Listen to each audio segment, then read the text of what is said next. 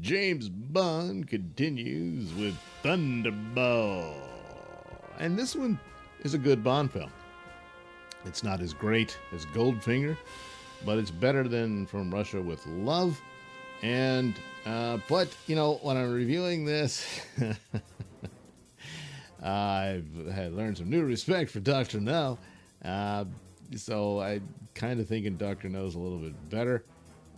If only in that Thunderball has a lot of repetition in it from elements you've already seen. So certainly Spectre, Dr. No is in there, and all the villains are like this in that they're arrogant and they underestimate Bond sometimes, and are jealous of him and all this sort of thing. Also taking from Goldfinger here, Bond humiliates Largo and steals his woman, all this stuff, although she survives this. But even the ending is kind of similar to Dr. No, you know, and then there's the, you know, it's on the ocean and whatnot. But Thunderball's big element is let's have underwater action for Bond, and so there's a lot of that. The big final battle between the Spectre agents and I guess it's Americans at that point since they're all from Florida, whatever. But the agents, what have you, it's more credible in this venue, but later when we get to Moonraker, you'll see it's kind of a similar idea. I don't know that the military has people trained to have spear gun battles underwater, but if they did, it would probably look like this. So there's some cool things. They chase Bond through shipwrecked ships, and he gets to drop on them and all this type of stuff.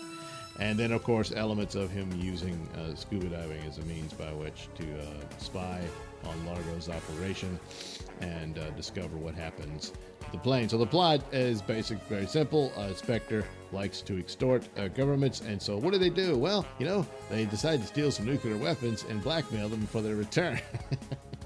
And if they don't get their money, well, they set them off. And so just so happens they have a double of the pilot for the plane that's going to have the nuclear weapons. He gets lured in by a woman he thinks is his girlfriend, and lo and behold, she's a Spectre agent. And they have their little romp, and then he's got to catch a plane so he can fly nuclear weapons. And so he answers the door, or goes to opens the door to leave, and oh no, he's staring at himself, and he gets killed. It's over. Meanwhile, his double gets the bright idea to try to, hey, you know what? I'm going to blackmail Spectre. Yeah, that doesn't work out great for him. So they say, yeah, okay, we'll pay you more. He gets on the plane and they kill him when he delivers the weapons. I think he was dead anyway, so, you know. But as it all worked out, somehow his belt in the cockpit faltered and he couldn't get out, and he was asking Largo for help, you know, and Largo just cuts his air supply. Dummy. A lot of Bond songs are really cool, but this one, the music of it, which play within the same theme or tune or melody of it, is great. But I know Tom Jones was a popular pop star at the time. The ladies really liked him and all that. But I don't know. I just wasn't all that won over by that one. But as far as the incidental music and everything, it's fine. So you've got the gadgets. You've got a fully realized Bond. If anything, he's a more fully realized Bond than in Dr. No. But I still think Dr. No kind of beats this. But better than From Russia with Love, in my humble opinion. So, of course, the plot's going well until that nasty Bond shows up. Of course, there's all these different areas they can send their agents, and it just so happens Bond finds it. But he had an advantage as he had already seen the supposed pilot. He was dead when this is supposed to have happened, so that's already, well, what's this about? And so, he's going to look into that, and, if he has to sleep with every woman in the town, he'll do it. As he says in the film, it's only for king and country or queen and country, because he's a patriot, goddammit.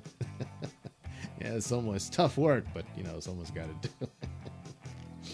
There's also the business of dispatching a failure by tossing them into a pool full of sharks. Bond almost meets a similar fate, but he's Bond. He finds a secret tunnel out of there, so hey, it works out. Plus, if you've got the other idiot who's in there with you, you just cut him open and then the sharks go after him.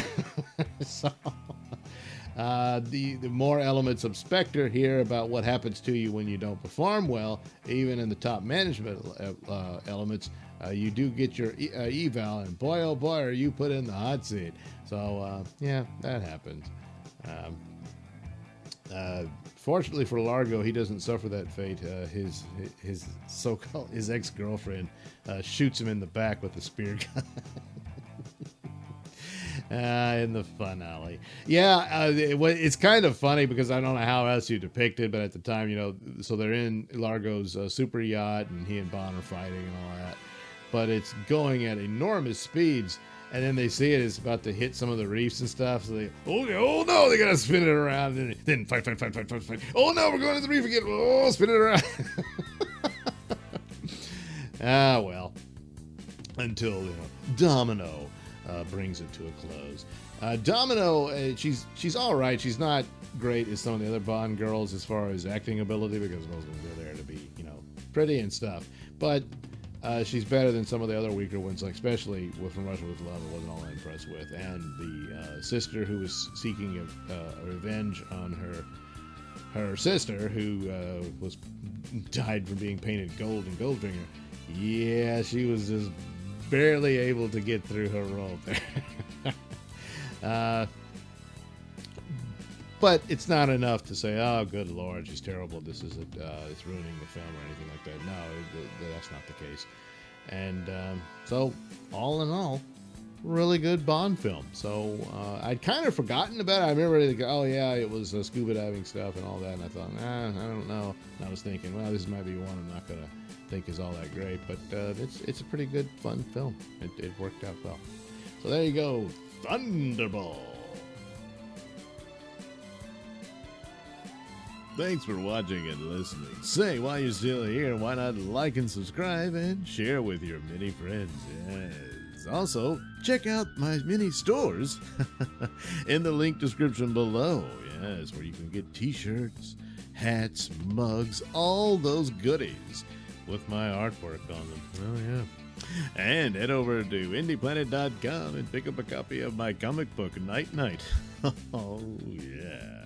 You can also catch me at my podcast, Mr Nailsin Show, on RadioMisfits.com. And you can also watch my videos on BitChute.com and now on Rumble.com. Oh, my goodness, so many places to watch me and my stuff. Oh, yeah.